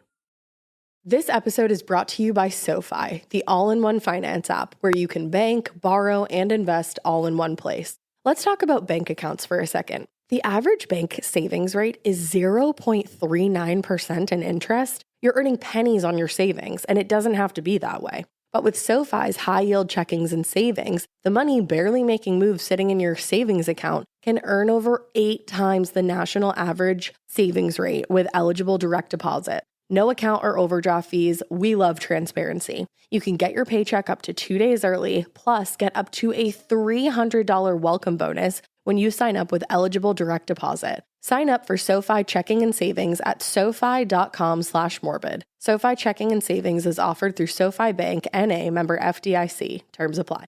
And then she sees its mother. No! And they are approaching her in a very aggressive and very threatening way. Oh my God. And she said if she jumped up like she wanted to, they would have attacked her and got her in an instant. She would have had no choice, no chance. But she said what she knew she had to do was just slide away from them. So she slid on the ground away from them slowly when every cell in her body was screaming at her to jump up and run the fuck out of there. She was slowly sliding like a worm on the ground until she slid back in the river and let the current take her away and got away. Eliza fucking Thornberry. Yep. But unfortunately, this also cemented the knowledge she already knew that there were no humans anywhere near here, because she said there was a large amount of caimans, and that made it sure that there was no humans around. Fucking alligators, y'all. Yeah. Fucking alligators. Yeah. But the 9th day, she was beyond exhaustion, and her hunger was something that was no longer something she could ignore. And it just ate away at her. It's all she could think about. She tried for hours that day, she said, to catch poison dart frogs to try to eat something. You can eat them even though they're poisonous? You can eat them. I think there's a poison sac that I'm sure she knew where it was. And she said she tried for hours. Literally, all her energy was spent trying to catch these frogs. She couldn't catch one, and ended up just falling asleep in the middle of it. So the 10th day was the same. She just let the current take her down the river. And unfortunately, the river is now becoming less open and expansive. And now there are dams of driftwood and rocks that she's having to climb over and avoid. She has zero energy, so you can imagine how difficult this was getting. She has fucking maggots in her arm, y'all. Yep. As the day went on and eventually the sun was beginning to set, Juliane saw what she thought was like a gravel bank on the shore. So she was like, you know what? That's a great place to get some sleep. I'm going to lay on the bank and just let my body chill. So she laid down, she just let her body begin to let go. But right before she was closing her eyes, she saw something. Oh, no. It was a boat. She saw a boat. And in her head, she was like, this is a mirage. Like, close your eyes. Look at it again. So she thought, she blinked. And when she blinked, it was still there. And she's like, and I looked around, and it was still there. Still tied to the bank. No one's in it. So she shook her head, still there. She reached out and touched it. It was a boat, and she was touching it. And she said, and it looked new, and it looked like it was in working order. Meaning, someone who ran this boat is nearby. Yeah. Like, at the very least. Yeah. So she explores the area around the boat. She's got like a newfound energy she didn't even know existed within her at this point. She's got hope. She finds a footpath that she said was not natural. It was cleared by hand. Okay. She follows it and finds a tambo. Then you're like, who the fuck am I going to find? Exactly. So she finds a tambo, which is a small like shack that was made by hand where people will store supplies like gasoline for boats and such. Yeah, yeah. Now, this was crucial because it confirmed there had been a human around, and also there was gasoline in there, which could be used to help her maggot-infested wound. Debbie bought gasolina. There you go. I don't even think that works. She gritted her teeth and poured the gasoline onto her wound, which would cause unbelievable searing pain. But because she is brilliant and learned from experience and from her parents, she knew this would be do something internal to heal, like to help get those maggots out. That's so horrific. First, it made the maggots try to dig deeper into the wound. But eventually it forced them out. Oh my God. So she was able to pull some of them out. She pulled over 30 maggots out of that I need you to wound. stop saying the word And maggots. she later found out that there was far more that had to be removed later. Oh my God. So she's trying to sort out her thoughts, make a plan. So far, she didn't see a human, but just evidence that one was around at one point in the recent past. So she did think really quickly about just using the boat to take her down the river. Honestly. But then she was, because she was just so tired, but literally, I mean, she just performed amateur surgery on her arm, Truth. essentially. But she just laid down and she was like, I'm going to lay down first and think this over. And then when she started thinking about it, she was like, well, taking the boat is a non-starter because it would help me, but I could potentially be abandoning someone else in Right. the Amazon rainforest. And she's like, I literally can't do that. And No. she wrote later, I cannot possibly save my own life and jeopardize another's. That's a human right there. So she did borrow a tarp from the shack and laid down on the banks to sleep again. Okay. Now, day 11th, when she woke up, there was still no one around her. Suddenly, a depressing thought hit her like a ton of bricks. Sometimes hunters or woodcutters would use these tambos while they were out in the jungle, and then they would just abandon them for months, sometimes forever. Even their boats? So when she didn't know, she was like, I don't know. No. So she made the impossible decision to continue floating down the river now, just hoping that maybe she would come across a village or evidence of more people. So she's about to go into the river, and then it begins to rain. And once again, her exhaustion and her lack of nutrients and infection were making it impossible to move very much, and she didn't have a lot of strength. So She she's just like, you know what, poured- it's raining. I'm going to stay in the shack until Yeah. the rain passes. Okay. I think a lot of this is her mom. I do too. That the universe and her mom working together to I make think so. sure. Because in the afternoon, the rain finally stopped and she was still alone. So she made the decision to move, but unfortunately, her body still just wouldn't even stand. Like she had no strength. I mean, she just had to pour gasoline into her arm Exactly. It's almost like something was working there to keep her there. To keep her there. So she decided to rest another full day. She was like, I'm Mama going to give Maria. myself another full day to regain some of the strength, and then I will start moving again. I might as well just stay in the shack while I can. So she's in a serious state of despair at this point. She hasn't eaten even a little something in over 6 days and has only drank dirty river water. She's been bitten on every inch of her body by a variety of insects. As she tried to sleep and they're buzzing in her ears, she's cold, she's soaking wet. Suddenly her brain begins telling her that she was correct. More people survived the crash, but they stayed put and they were saved. That's what her brain is telling her now. Oh, You were no. correct. Yes, people survived, but they were all saved and you're left here. No. alone. No. This was, she said, this was just, she was like, I was the only one left. I was the only one that left the crash site. And now I'm stuck in the jungle forever because of my decision. No. That's what she, like her brain just started going against her. And in her book, she said she thought to herself, how strange is it that a person can disappear just like that and no one knows about it? It is crazy. So she just lays in the shack for most of the 11th day, just trying to catch something like a frog to eat. She was seeing them. She just couldn't catch them. She never gets one. The hunger really starts to shut her body down even more. And as twilight seeps in and another day passes behind her in the jungle, she hears it. Voices in the distance. Immediately she sits up, but then just as quickly, her head tells her, that's just another auditory hallucination. Don't listen to it. She doesn't want to get excited, but she keeps hearing them. And then she's hearing them getting closer and closer and closer. And she's still trying to convince herself that this is just another hallucination when suddenly 3 men just emerge from the jungle. Immediately, they all like jumped back when they They're saw like, her in the "What shack fuck?" because it was their shack. So they Yeah. were just like, what the fuck?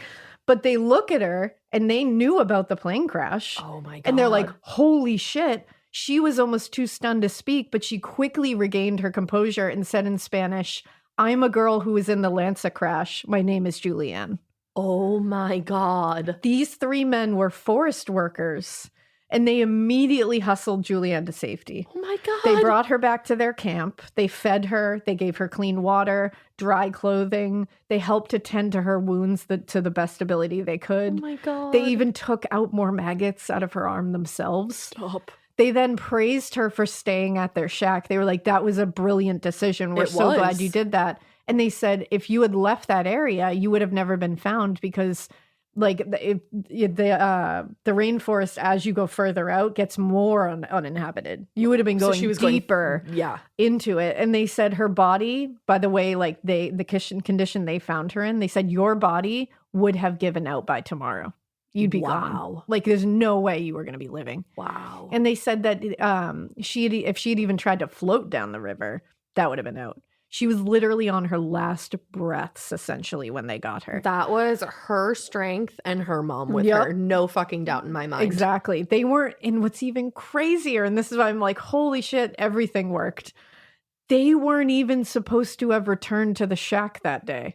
Wow. They were but they wanted to make sure that the boat was still tied up after the rainstorm. Otherwise, they weren't coming back to the shack. Kismet. And they said they never would have found her. That all of that was meant to be. 100,000 gajillion %. So she immediately asked them about other passengers, other survivors, and they tell her the airplane hasn't even been found and you are the only survivor. Oh my God. And she asked about her mother, even though they had just told her no one survived, and they said, no, you're the sole survivor. Can you imagine the weight of that falling on you? Hearing that, like, out loud. It's just you. She tells them the story, too, like, because they're like, you have to tell us. Like, what have you been through? Like, it's been almost 2 weeks. Like, what's going on? And so she tells them the story. Everything. And they kind of tell her, too, like, about the massive search that's been going on. And she's like, I heard the planes. And they're like, holy shit. Like, they were on top of you. Like, that's wild. And they're telling her, like, you know, they like everyone thought everybody was gone. No one thought that somebody survived. Like, no one's going to believe this. She told them about like going down the river, about the vulture. She told them everything. The alligators. Yeah. And they tell her that the next morning after she sleeps, a real sleep, they will take her to Terna Vista where they can get her proper help and medical care. They're angels. And Juliane couldn't sleep that night, even though she was safe. She was like, I just couldn't believe I was going to get out of here. Yeah, she's probably so excited. Now, it is very shortly after Juliane's discovery that it's like headline news worldwide. A lot of lies were told because the press. Mm-hmm. They somehow tried to make her story like even more sensational, which like, they it did not already have is. to. Like they were saying that like she had like made a makeshift raft that she lived on for 11 days. And it's like, no, she didn't. Yeah. And I like, think it's even more impressive that she didn't. And that she woke up under 3 bodies or something like that. And she's like, no, I didn't. Like that. None of that was true. Why does your brain even go there? And the Times actually quoted Juliane as saying, and this isn't not a real quote. They quoted her as saying, I felt a sensation of emptiness, but I don't remember anything else until I woke up on the ground with 3 bodies on top of me. She didn't say that. How do you do what? And then they said that she told them that she survived by eating the Christmas cake, which she had been taking to her father. And she's like, nope, that and wasn't she's like, even mine. That wasn't my Christmas cake. And I didn't eat it. So what's worse is in the days that followed the rescue, also the press started to kind of turn on her a little bit. What? And they started saying, well, she ran away from injured passengers who could have been helped. No, honey, and she left them to fend for themselves. Into the ground or just gone. Yep. Like, fuck off. Yeah. Luckily, for the most part, the overall tone and the most of the tone was celebration that she was alive. Isn't it wild that there were trolls in this situation? There's trolls in every situation. Trolls will always. They will always find a way to be miserable. Trolls be trolling. But these 3 men and Juliane spent 11 hours on a boat going to Terna Vista. God. Once they arrive in Terna Vista, she's taken to a hospital where she's finally able to get real treatment and medicine for the various infections she was suffering from.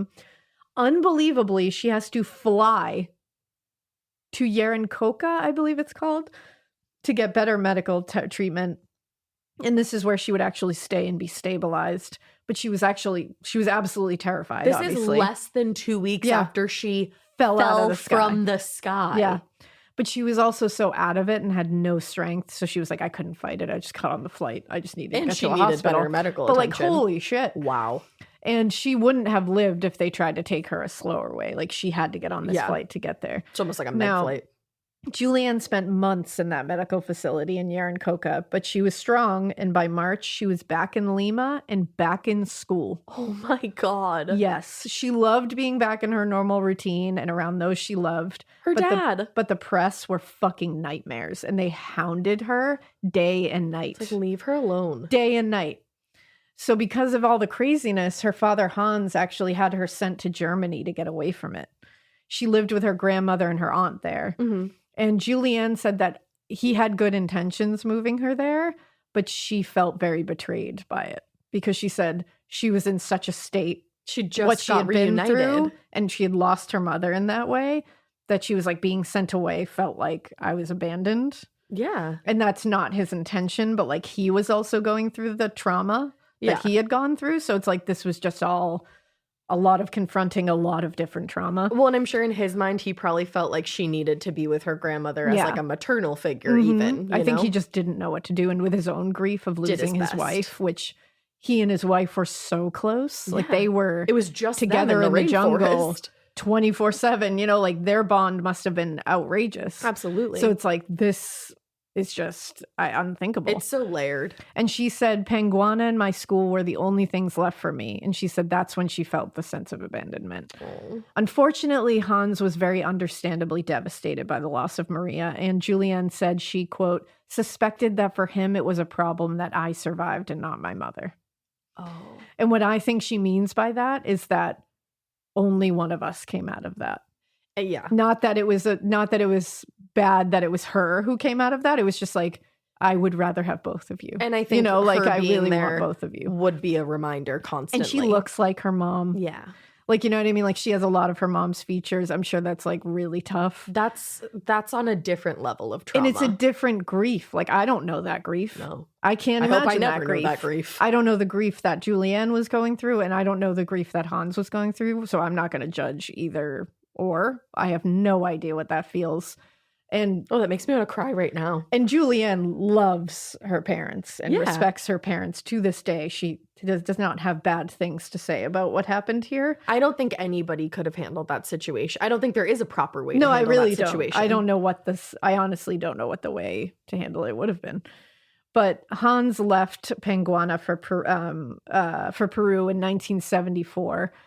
He just kind of left and didn't say goodbye to anybody. And didn't tell anyone. He just started living in Germany, but everyone said he was just never the same. Right. Like it just destroyed a huge part of him. He died in 2000 at 87 years old. Wow. Juliane said their relationship definitely changed when she came home. That's really sad. It never really recovered, but she kind of she could understand in some way. Okay. Later, Juliane actually learned she wasn't initially the sole survivor of that crash. When the crash site was later found, they discovered bodies and were able to bring them out of the jungle. And there was also evidence that at least a few of them, 17 to be exact, had survived the fall from the sky. Wow. But their injuries were so significant that they died very shortly after hitting the jungle floor. One of those people was Maria. She survived initially? Yeah. But she was nowhere near Juliane at all. Like nowhere near her to find, nowhere near where she would know where she was. But they were able to recover her body? They were able to recover her body. She said Juliane said when she found this out, it did shatter her, knowing that her mother had survived at some point and that she wasn't near her. Yeah. Now, an investigation into the crash found that the crew was under a ton of pressure to keep the schedule on that flight because things had fallen behind during the holidays, so they pushed through the storm instead of diverting around it and adding more time to the flight. Like, dude, time is made up. Fatal Lightning error. is not. Yeah, fatal error. That's ridiculous. Also, the plane was in terrible shape. Like I said, it was put together with scraps of other plane to begin with, and after this, Lansa shut down. Good. Bye, Lansa. Now, Juliane did not return to Peru for a decade. And honestly, I probably wouldn't ever return, but she was a PhD student. Oh my God, of course she was. Yeah, and had an opportunity to study Amazonian bats in Penguana. Again, the place where she had lived with her parents and formed such a strong bond with them and foundations for her eventual unbelievable survival. And she took the opportunity and spent 18 months living in Penguana finishing her dissertation. My God. After surviving in the jungle, she went back to the jungle. She's the most badass woman I think I've ever heard of. She also became the director of Penguana after her father died. Wow. And in the 1990s, she returned to the crash site with director Werner Herzog, the actual crash site. And he was the one who was supposed to go on that plane with his crew. Exactly. And she said this is when she really realized how badly she wanted to return to the jungle. And she wanted to preserve her parents' legacy. She said this was when it hit her. And she said the way she looks at it, quote, the jungle caught me. It saved me. It was not its fault that I landed here. Yeah. How do you look at it that way? I don't know. Like, how do you have the fucking... You're a just beast the of a spirit. human. Now, we talked earlier about how filmmaker Werner Herzog was supposed to be on Lansa Flight 508. But he actually made a documentary in 1999 called Wings of Hope. Wow. And where he returned to the jungle and to the crash site with Juliane. They walked to where she crashed and also visited where she was rescued and the stops along the way of her unbelievable journey where she just tells the story. And she talks about all the emotions she felt, the pain, the numbness, the times when she thought she couldn't go on anymore. She talked about the isolation and feeling of loneliness that truly goes unmatched. I can't imagine. No, none of us will ever know what that's like. As they go through this experience, she would stop and pick up pieces of the scattered, like picking up pieces of the plane that are still there today. Wow. It's just scattered over a crazy amount of space. And they actually visited Pucallpa, where there's a cemetery that many of the passengers from Flight 508 are buried. And there's a big memorial that the graves are all around. And there's this map in the memorial that traces with dotted lines from the crash site to Terna Vista, where Juliane was eventually healed. Wow. Under the memorial, there are the words Alas de Esperanza, or Wings of Hope. Mm-hmm. All 71 passengers and all 6 of the plane's crew died in the crash, with only Juliane surviving. That is so remarkable. Yeah. Today, Juliane Koepcke is married and actually goes by Juliane Diller, her married name. And she splits her time. She lives in Munich, and she also works as a librarian at the Bavarian State Collection of Zoology and Panguana. Oh my God. She does it all still. She has spent decades in Panguana building it up, making the facility and the institute larger, with more resources. And it has actually been designated as a conservation area now. She flies all the fucking time. Oh my God. All the time. Flies all the time, is making the world a better place, is treating animals, is studying, is researching, is bringing new information into the world, is fucking G. The G is G. There was a point earlier where you said she was like, all right, first things first, and all I could think of is first things first, I'm the realist. Drop this and let the whole world feel it. Like, that's Juliane. She's still in the jungle business. Juliane, my God, is one of the most inspirational people I have ever read about. I want to play this episode for my children someday and be like, never fucking complain about anything.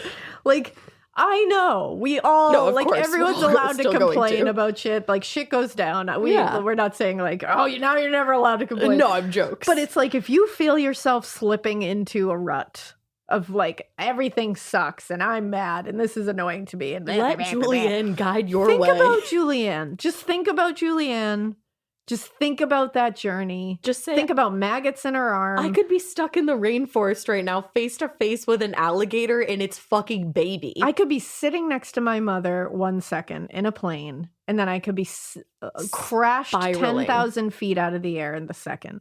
And then I could spend almost 2 weeks battling the Amazon fucking rainforest. You know what's fucked? Just to survive. We're going to be on a plane in 2 weeks, and that's fucked. Yeah, but you know what? It's okay. This plane is from 2000 and whatever. Yeah. This plane can withstand a lightning strike. Whew. This plane has had regular maintenance. This plane has a very professional pilot. Yeah. And flying is different now. I flew over tornadoes earlier last flying year. Is different. So we good. It's Actually, true. I was flying the day that Miley Cyrus's flight was hit with lightning. That day. We all know that day. I know that day. Do you know where you were that day? How could you forget that day? I was on a flight and she was too, and it got hit by lightning.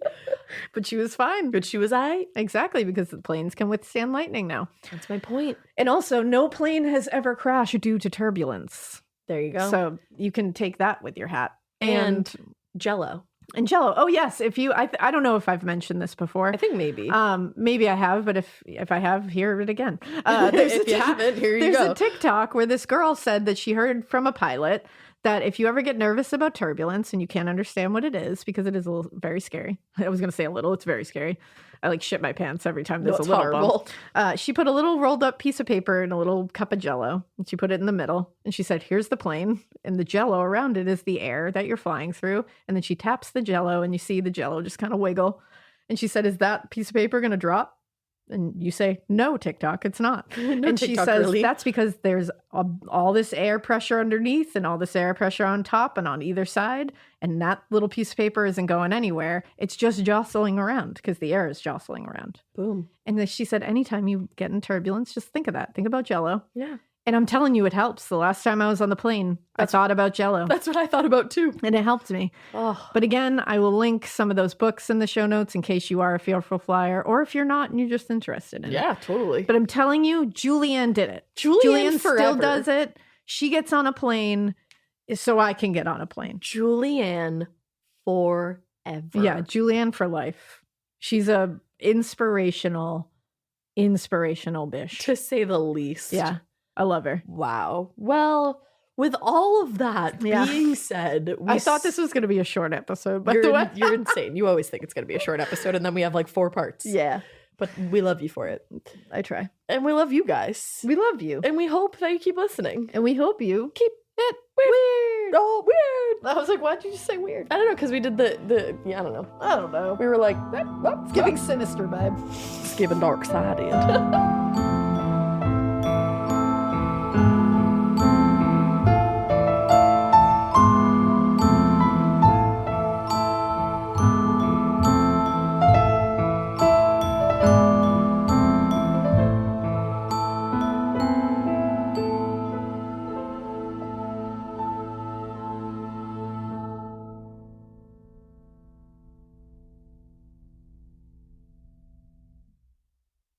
You wouldn't take financial advice from a 72 hours in a single day alpha influencer, would you?